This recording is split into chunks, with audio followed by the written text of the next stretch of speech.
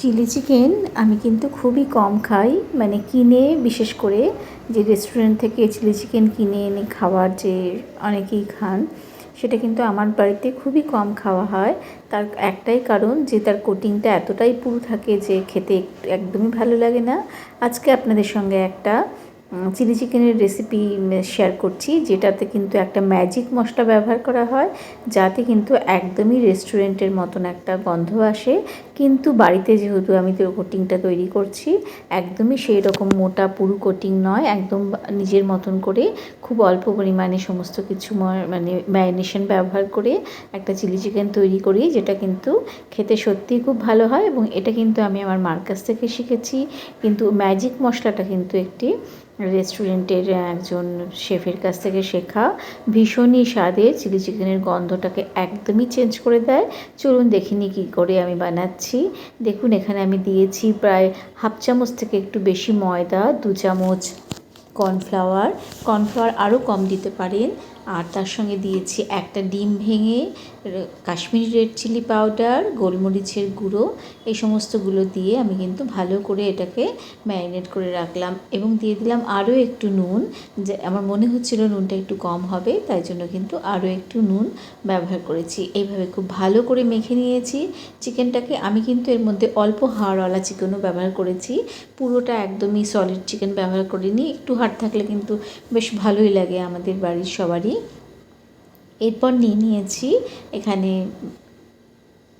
Dark soya sauce, তার সঙ্গে নিয়েছি 1 চামচ চিলি সস আর 3 চামচ টমেটো সস। এখানে আমি পিউরি ব্যবহার করেছি, এটা সস ব্যবহার করতে পারেন। আর 1 চামচ red chilli powder, Kashmiri red chilli powder. তাতে এর মধ্যে পরিমাণ মতন জল দিয়ে একটা পেস্ট তৈরি করে রাখছি। এটা অবশ্যই আগে থেকে তৈরি করে রাখবেন বন্ধুরা। এইবার চিলি চিকেনে কিন্তু অবশ্যই দিতে হবে যে সমস্ত সবজিগুলো, তার মধ্যে প্রধান হচ্ছে ক্যাপসিকাম, সেটা কেটে নিচ্ছি। দেখুন কীভাবে কাটছি, এটা চৌকো চৌকো করে কাটতে হয়, এটা সবাই জানেন। তা সেই রকমভাবে চৌকো করে একটা ক্যাপসিকামের কিছুটা অংশ কেটে নিচ্ছি। আমি যে পরিমাণে চিকেনটা বানিয়েছি, তাতে দেখুন এরকম একটা ক্যাপসিকামের থেকে বেশ কিছুটা অংশ এইভাবে চৌকো চৌকো করে কেটে দিতে হবে। মাঝখানে শিরাটা এবং বীজগুলো ফেলে দিয়েছি, দিয়ে এইভাবে কেটে নিচ্ছি।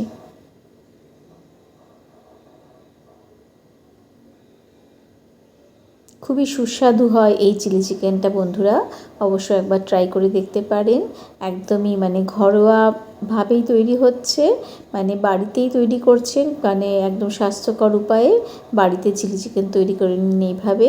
এরপরে একটা পেঁয়াজকে আমি কেটে নিয়ে, দেখুন কীভাবে ভাঁজটা খুলে খুলে কেটে নিচ্ছি। 4 টুকরো করে নিয়েছি একটা পেঁয়াজকে, করে নিয়ে তার এক একটা সাইড থেকে চৌকো চৌকো করে পেঁয়াজের টুকরোগুলোকে একই রকমভাবে ক্যাপসিকামের মতন করে কেটে নিলাম। এরপরে নিচ্ছি কয়েকটা সবুজ লঙ্কা, যেগুলোকে আমি লম্বা লম্বা করে কেটে নিচ্ছি।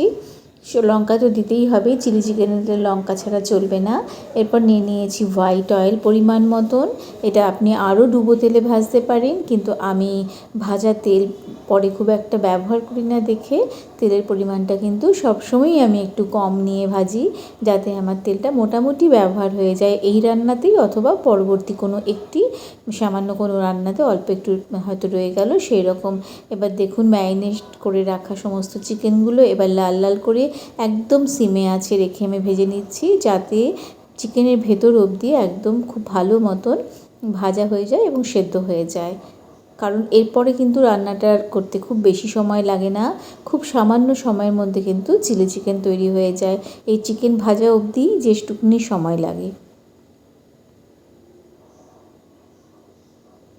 দেখুন উল্টে পাল্টে লাল লাল করে একটু ভেজে নিচ্ছি। যেহেতু কোটিংটা খুব পাতলা আছে, এর জন্য কিন্তু বেশি ভাজলেও কিন্তু শক্ত হয়ে যাবে না, খুব সহজেই কিন্তু এটা গ্রেভির মধ্যে নরম হয়ে যাবে।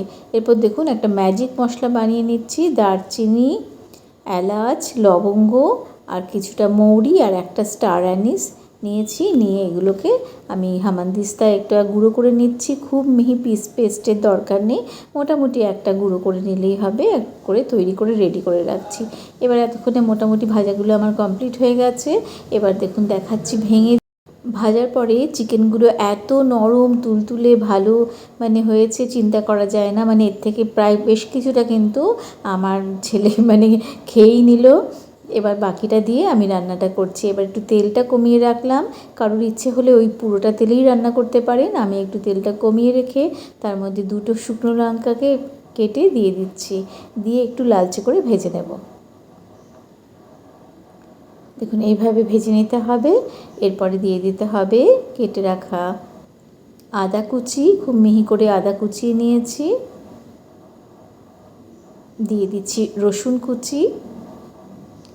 গ্রেভিটার জন্য কিন্তু এইগুলো দিতেই হবে। আদা কুচি রসুন কুচিটা একটু নাড়াচাড়া করে নিতে হবে। বেশ একটু ভাজা ভাজা গন্ধ আসলে পরে এতে আমি অ্যাড করে দেব কেটে রাখা পেঁয়াজ এবং ক্যাপসিকামের ডুমো ডুমো করে কাটা ক্যাপসিকাম ও পেঁয়াজগুলো। এবার দিয়ে বেশ কিছুক্ষণ একটু নাড়াচাড়া করে নিচ্ছি। এভাবে কিছুক্ষণ ভেজে নেওয়ার পরের মধ্যে আমি একটু নুন দিয়ে দেব, যাতে করে সবজিটা একটু নরম হয়ে আসে। যদিও কিন্তু এই সবজি একদম নরম হয়ে তরকারির মতন যাতে না হয়, সেই জন্য একটু হাই ফ্লেমেই রান্নাটা করতে হয়। একটু এটার ক্রাঞ্চি ভাব থাকবে, এরমভাবেই এটা ভেজে নিয়েছি একটুক্ষণ। এরপরে দিয়ে দিচ্ছি বানিয়ে রাখা পেস্টটা, মানে সমস্ত সসের যে আমি পেস্টটা তৈরি করেছিলাম সেটা এতে দিয়ে দিচ্ছি এবং তারপরে দিয়ে দিতে হবে বেশ পরিমাণ মতন জল। দেখুন আমি ওই বাটি ধোয়া জলটা মানে ম্যারিনেট করেছি, যেহেতু ওর মধ্যে কর্নফ্লাওয়ার আছে, তাতে করে গ্রেভিটা আমার বেশ ঘন হয়ে যাবে, সেই জন্য ওইটার মধ্যেই আমি কিন্তু জল দিয়ে সেটা ব্যবহার করেছি। তার সাথে দিয়ে দিচ্ছি সামান্য পরিমাণে চিনি, এতে কিন্তু স্বাদটা ব্যালেন্স হয়, নাহলে কিন্তু একটা টক টক ঝাল ঝাল হয়। এই চিনিটুকু দেওয়াতে কিন্তু স্বাদটা অনেক সুন্দর হয়ে যায়। এটা কিন্তু অবশ্যই ব্যবহার করবেন। দিয়ে পরিমাণ মতন জল দিয়ে ভেজে রাখা যখন ফুটে উঠেছে গ্রেভিটা, সেই সময় ভেজে রাখা চিকেনগুলো দিয়ে দিচ্ছি। ওপর থেকে ছড়িয়ে দিলাম কাঁচা লঙ্কা কুচি।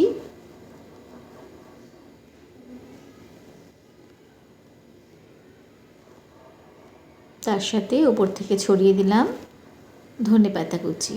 এর মাঝখানে কিন্তু আমি ভাজা মশলার গুঁড়োটাও ব্যবহার করেছি, সেটা বলতে ভুলে গেছি।